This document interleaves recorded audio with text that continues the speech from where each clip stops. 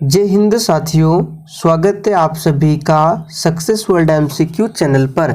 दोस्तों, आज की इस वीडियो में मध्य से सिपाही की परीक्षा 14 मई के लिए जीके जीएस के 50 इंपॉर्टेंट प्रश्नों को कवर करेंगे और आज आपका प्रैक्टिस सेट नंबर 14 चलेगा। तो जल्दी से आप सभी लाइव में जुड़ जाइए।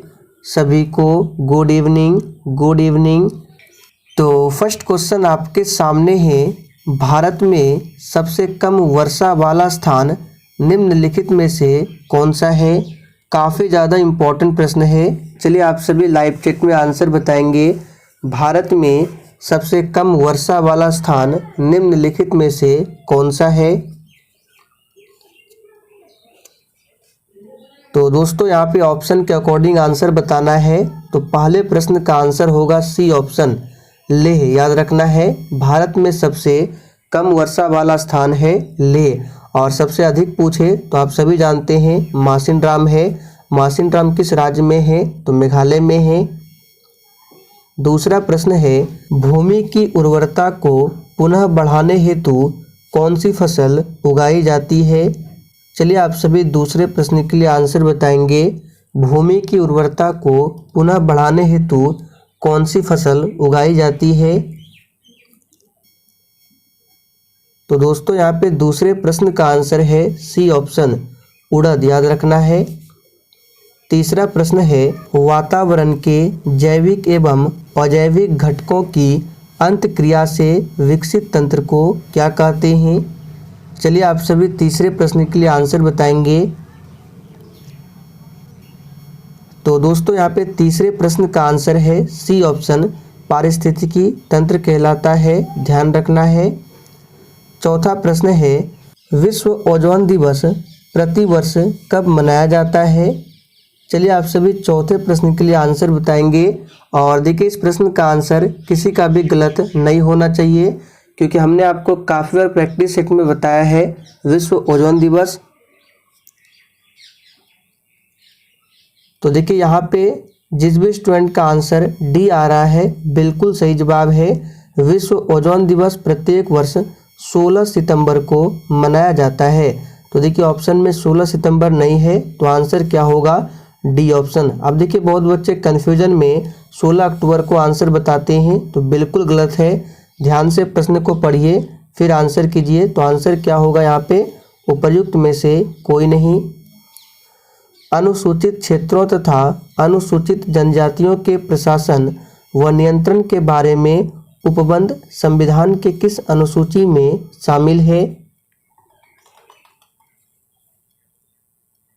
तो दोस्तों, ये शामिल है 5वीं अनुसूची में। यहाँ पे सी ऑप्शन आपका सही जवाब है। राज्य मंत्रिपरिषद निम्न में से किसके प्रति उत्तरदायी होता है।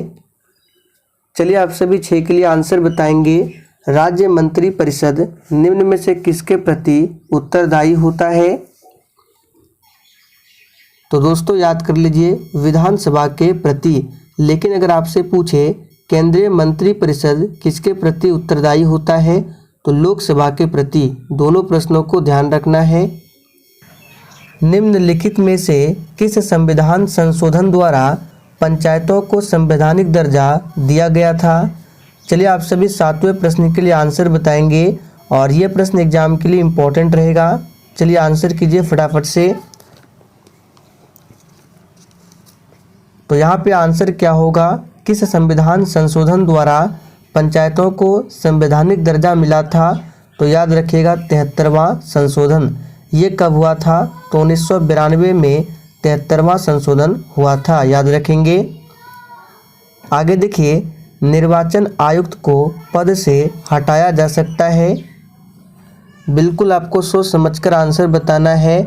निर्वाचन आयुक्त को पद से हटाया जा सकता है। तो देखिए दोस्तों, निर्वाचन आयुक्त को मुख्य निर्वाचन आयुक्त की सिफारिश पर राष्ट्रपति द्वारा हटाया जा सकता है। तो आंसर क्या होगा, यहाँ पे देखिए राष्ट्रपति नहीं दिया हुआ है, तो आंसर होगा डी ऑप्शन, इनमें से कोई नहीं। मुख्य निर्वाचन आयुक्त द्वारा नहीं, मुख्य निर्वाचन आयुक्त के सिफारिश पर राष्ट्रपति द्वारा हटाया जाता है। तो ध्यान रखना है, सही जवाब होगा डी ऑप्शन, इनमें से कोई नहीं। पंचायती राज का सबसे मुख्य भाग क्या है? बिल्कुल 1 नंबर का प्रश्न है, फटाफट से आंसर कीजिए। पंचायती राज का सबसे मुख्य भाग क्या है? तो दोस्तों पंचायती राज का सबसे मुख्य भाग है ग्राम सभा।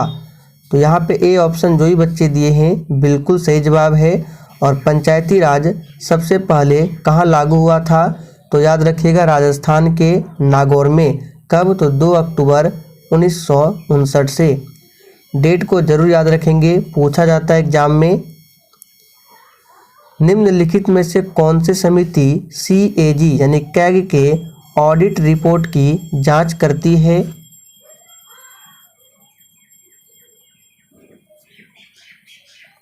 तो यहाँ पे आंसर क्या होगा?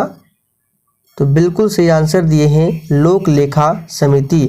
अब देखिए पूछा जाता है लोक लेखा समिति में कितने सदस्य होते हैं?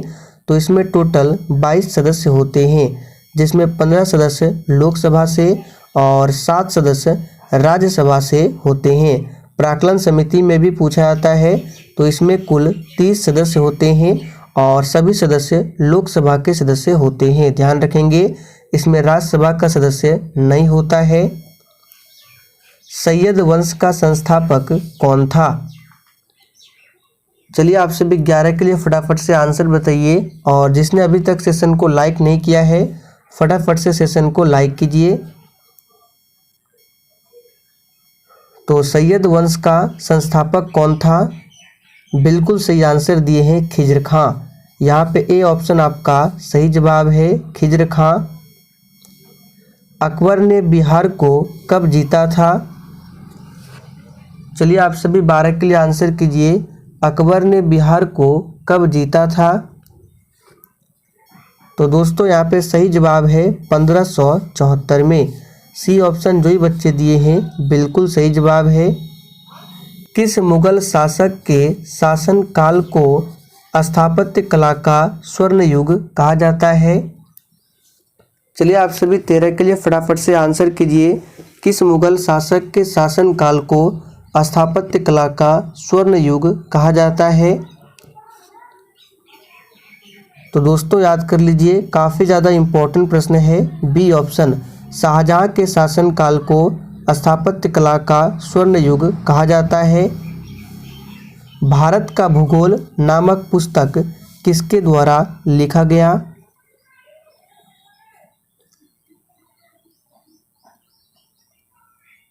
तो यहाँ पे इस प्रश्न का आंसर क्या होगा? तो जो भी बच्चे लाइव चैट में ऑप्शन ए बता रहे हैं बिल्कुल सही जवाब है। भारत का भूगोल जो पुस्तक है टॉलमी के द्वारा लिखा गया है। यहाँ से आपको एक प्रश्न और याद रखना है, नेचुरल हिस्ट्री पूछा जाता है। तो नेचुरल हिस्ट्री पुस्तक को लिखा है प्लिनी ने। डंकन पास किसके मध्य स्थित है? चलिए आप सभी 15 के लिए फटाफट से आंसर कीजिए। डंकन पास किसके मध्य स्थित है? तो यहाँ पे जो ही बच्चे ऑप्शन ए बता रहे हैं बिल्कुल सही जवाब है। दक्षिणी और छोटा अंडमान के बीच में डंकन पास स्थित है। आप लोग कमेंट करके बताइए 10 डिग्री चैनल किसके मध्य स्थित है? पंचायत के चुनाव कराने हेतु निर्णय किसके द्वारा लिया जाता है? चलिए आप सभी 16 के लिए आंसर कीजिए। पंचायत के चुनाव कराने हेतु जो निर्णय है किसके द्वारा लिया जाता है? तो बहुत ही आसान प्रश्न है। तो देखिए दोस्तों ये लिया जाता है राज्य सरकार द्वारा। यहाँ पे बी ऑप्शन जो ही बच्चे दिए हैं बिल्कुल सही जवाब है। राष्ट्रपति पर महाभियोग का आरोप संसद के किस सदन द्वारा लगाया जाता है? चलिए आप सभी 17 के लिए आंसर बताएंगे। और जितने भी प्रश्न आपके सही होंगे आपको सेशन के लास्ट में बिल्कुल ईमानदारी पूर्वक कमेंट करके बताना है। तो सबसे पहले आपको ध्यान रखना है राष्ट्रपति पर जो महाभियोग की प्रक्रिया है इसके बारे में संविधान के अनुच्छेद 61 में बताया गया है। और महाभियोग का जो आरोप है संसद के किस सदन द्वारा लगाया जाता है? तो याद रखिएगा संसद के किसी भी सदन द्वारा। तो यहाँ पे सी ऑप्शन जो ही बच्चे दिए हैं बिल्कुल सही जवाब है। भारत के किस राज्य में सर्वप्रथम महिला मुख्यमंत्री हुई थी? चलिए 18 के लिए फटाफट से आंसर कीजिए। ये छोटे छोटे प्रश्न हैं लेकिन एग्जाम में पूछा जाता है। तो भारत के किस राज्य में सर्वप्रथम महिला मुख्यमंत्री हुई थी? तो बहुत ही आसान प्रश्न है, उत्तर प्रदेश। ए ऑप्शन जो ही बच्चे दिए हैं बिल्कुल सही जवाब है, उत्तर प्रदेश। पंचायतों को संवैधानिक दर्जा प्रदान किया गया है। चलिए आंसर बताएंगे किस अनुच्छेद के अंतर्गत। तो देखिए यहाँ से आपको 4 से 5 इम्पोर्टेंट प्रश्नों को बताते हैं, आपको ध्यानपूर्वक सुनना है। तो पहला प्रश्न ये बनता है कि पंचायत को संवैधानिक दर्जा किस संशोधन द्वारा मिला था? तो याद रखिएगा 73वां संशोधन, और ये हुआ था 1992 में। दूसरा प्रश्न ये बनता है पंचायती राज अधिनियम जो है ये कब लागू हुआ था? ध्यान दीजिए, हम क्या बोल रहे हैं, पंचायती राज अधिनियम। तो अधिनियम जो लागू हुआ था 24 अप्रैल 1993 को, और इसीलिए प्रत्येक वर्ष 24 अप्रैल को पंचायती राज दिवस मनाया जाता है। और तीसरा प्रश्न ये बनता है पंचायती राज अधिनियम से संबंधित कौन सा भाग है? तो याद रखिएगा संविधान का भाग है 9, और अनुसूची की बात करें तो अनुसूची है 11, और अनुच्छेद की बात करें तो अनुच्छेद है 243। तो इन सभी प्रश्नों को ध्यान रखना है। गीत जन गण मन को भारत के राष्ट्रगान के रूप में कब स्वीकृत किया गया? चलिए 20 के लिए आंसर बताइए। और देखिए जन गण मन को किसने लिखा है? तो रविंद्रनाथ टैगोर ने। और जन गण मन को पहली बार कब गाया गया था?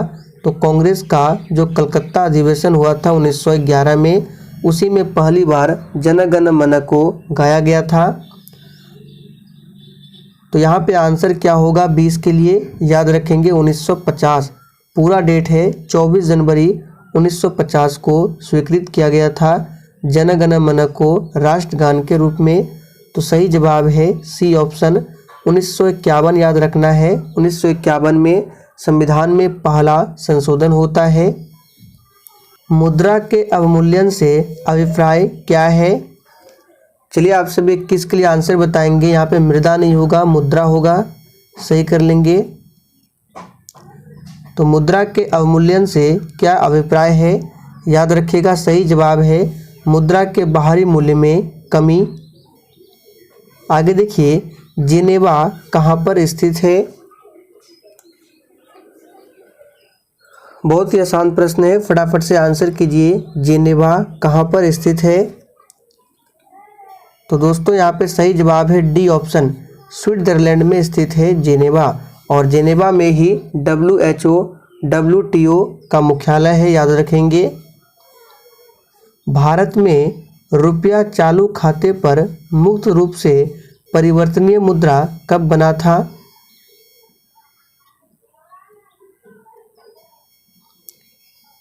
तो दोस्तों ये बना था 1994 में, ध्यान रखेंगे। अष्टांगिक मार्ग किस धर्म से संबंधित है? चलिए आप सभी 24 के लिए आंसर कीजिए। अष्टांगिक मार्ग किस धर्म से संबंधित है? तो दोस्तों ध्यान रखना है अष्टांगिक मार्ग जो है ये बौद्ध धर्म से संबंधित है। तो यहाँ पे जो ही बच्चे बी बता रहे हैं बिल्कुल सही जवाब है। शतपथ ग्रंथ किस वेद का ब्राह्मण ग्रंथ है? चलिए आप सभी 25 के लिए फटाफट से आंसर कीजिए। शतपथ ग्रंथ किस वेद का ब्राह्मण ग्रंथ है? तो दोस्तों यहाँ पे 25 का आंसर है यजुर्वेद। बी ऑप्शन जो ही बच्चे दिए हैं बिल्कुल सही जवाब है। वेद 4 है, जिसमें सबसे पुराना वेद है ऋग्वेद और सबसे बाद वाला वेद है अथर्ववेद। सामवेद को भारतीय संगीत का जनक कहा जाता है। विष्णु पुराण किस वंश से संबंधित है? चलिए आप सभी 26 के लिए आंसर बताएंगे। पुराणों की संख्या कितनी है? तो टोटल 18 पुराण है, याद रखेंगे। और पुराणों में जो सबसे प्रामाणिक पुराण माना जाता है, याद रखिएगा मत्स्य पुराण। मत्स्य पुराण पुराणों में सबसे प्रामाणिक माना जाता है, ध्यान रखेंगे। और विष्णु पुराण किस वंश से संबंधित है, तो याद रखिएगा मौर्य वंश। विष्णु पुराण से मौर्य वंश की जानकारी मिलती है, तो सही आंसर है मौर्य वंश। मौर्य वंश के संस्थापक कौन थे, तो चंद्रगुप्त मौर्य। चंद्रगुप्त मौर्य के बाद कौन आए, तो याद रखिएगा बिंदुसार। बिंदुसार के बाद अशोक। द्वितीय आंग्ल मैसूर युद्ध के समय भारत का गवर्नर जनरल कौन था।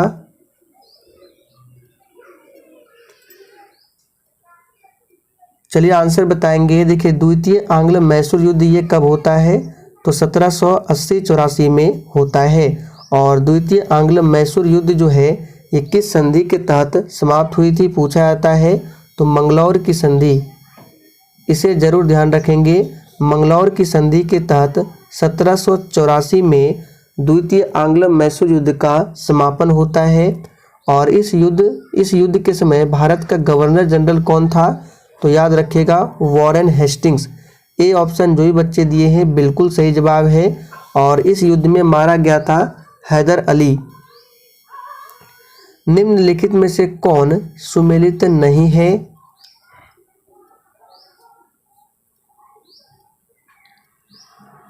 सभी ऑप्शन को ध्यान से देखिए। निम्नलिखित में से कौन सुमेलित नहीं है,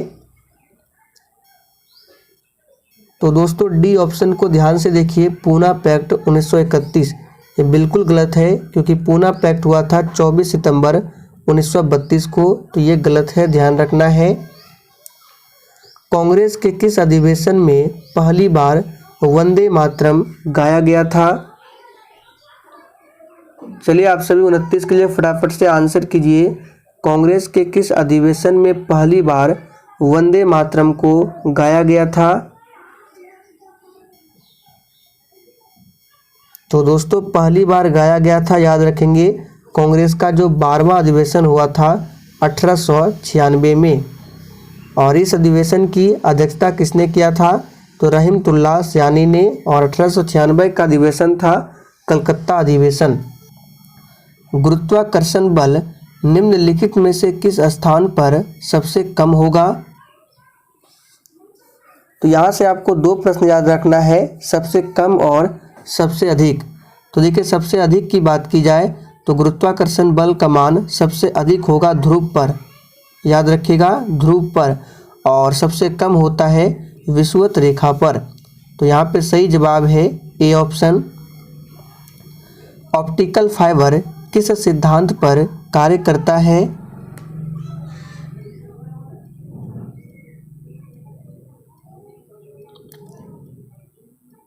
तो देखिए दोस्तों ऑप्टिकल फाइबर जो है ये कार्य करता है पूर्ण आंतरिक परावर्तन के सिद्धांत पर, लेकिन ऑप्शन में नहीं दिया हुआ है, तो आंसर होगा डी ऑप्शन, इनमें से कोई नहीं। एग्जाम में इस तरह से भी प्रश्न पूछा जाता है, तो आपको कन्फ्यूज नहीं होना है। आंसर क्या होगा, डी ऑप्शन, इनमें से कोई नहीं। निम्नलिखित में से कौन टिंडल प्रभाव को प्रदर्शित करता है।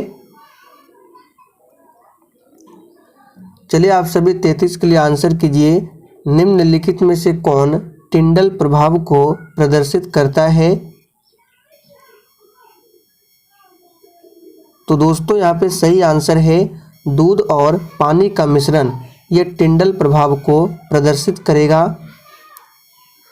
डीएनए में कौन सी शर्करा पाई जाती है। चलिए आप सभी 34 के लिए आंसर कीजिए। डीएनए में कौन सी शर्करा पाई जाती है।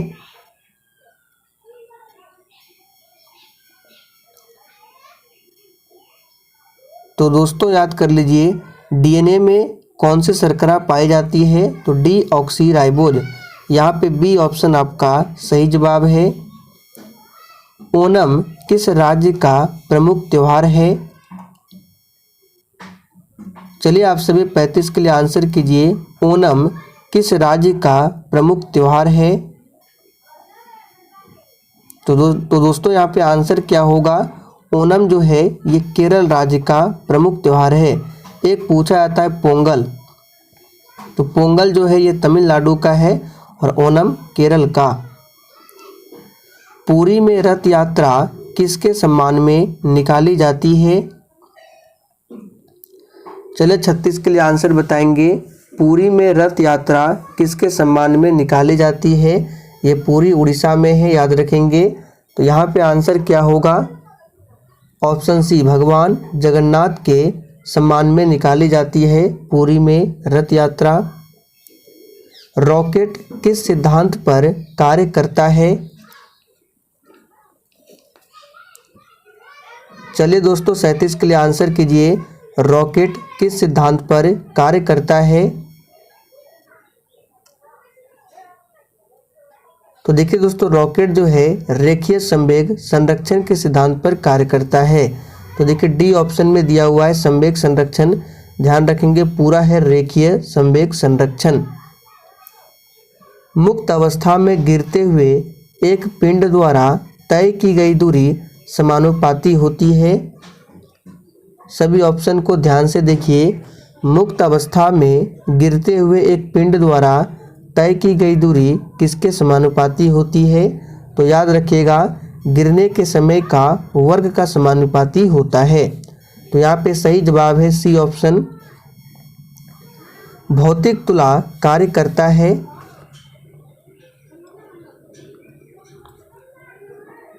चलिए 39 के लिए आंसर कीजिए। भौतिक तुला कार्य करता है। तो दोस्तों भौतिक तुला जो है समांतर बल के नियम पर कार्य करता है। सही आंसर है डी ऑप्शन। जूल निम्नलिखित की इकाई है। चलिए आप सभी 40 के लिए आंसर बताइए। और देखिए इसका पीडीएफ आपको टेलीग्राम पर मिल जाएगा। टेलीग्राम का लिंक इसी वीडियो के नीचे डिस्क्रिप्शन बॉक्स में है।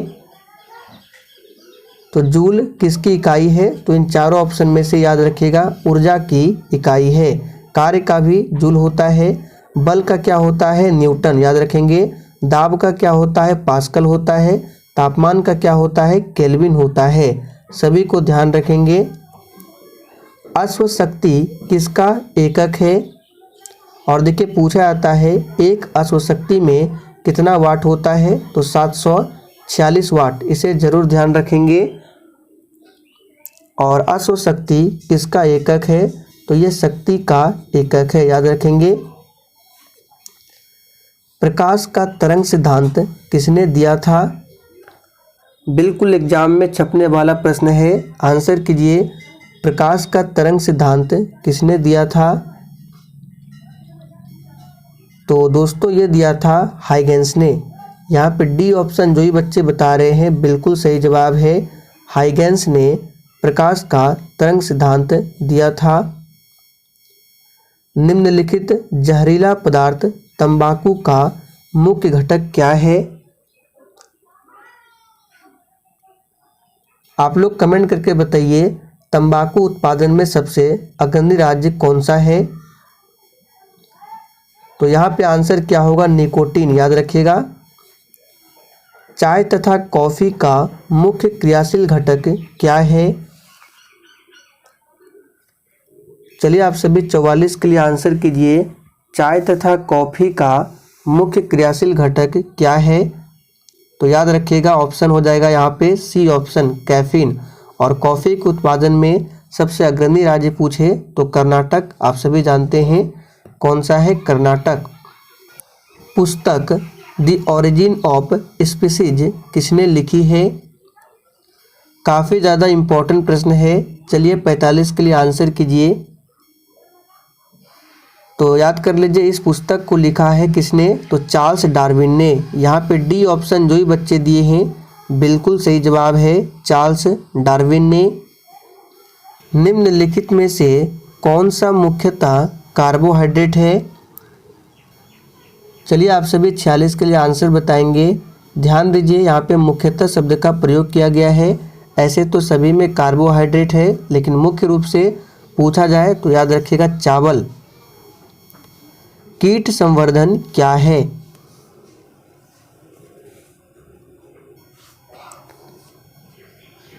तो देखिए कीट संवर्धन क्या है? कीटों की वृद्धि करने का विज्ञान है कीट संवर्धन। यहाँ पे ए ऑप्शन आपका सही आंसर है। जेनेटिक्स निम्न में से किसका अध्ययन है? चलिए 48 के लिए आंसर कीजिए। जेनेटिक्स निम्न में से किसका अध्ययन है? तो दोस्तों यहाँ पे सही जवाब है आनुवांशिकता और विचरण का अध्ययन है जेनेटिक्स। लौंग पौधे के निम्नलिखित में से किस भाग से प्राप्त होता है? चलिए दोस्तों 49 के लिए आप सभी आंसर कीजिए। लौंग पौधे के निम्नलिखित में से किस भाग से प्राप्त होता है? तो याद रखिएगा शुष्क पुष्प कली से। यहाँ पे डी ऑप्शन आपका सही जवाब है। पौधे जो नमक युक्त मिट्टी में उगते हैं उसको क्या कहते हैं? ये प्रश्न आपके एग्जाम के लिए इम्पोर्टेंट बनेगा, पूछा हुआ प्रश्न है। तो जो पौधे नमक युक्त मिट्टी में उगते हैं उसको कहा जाता है हेलोफाइट। तो यहाँ पे सी ऑप्शन आपका सही जवाब है, हेलोफाइट। तो दोस्तों आज के लिए इतना ही। सेशन पसंद आया हो तो सभी लोग सेशन को अधिक से अधिक दोस्तों के साथ ज़रूर शेयर करें।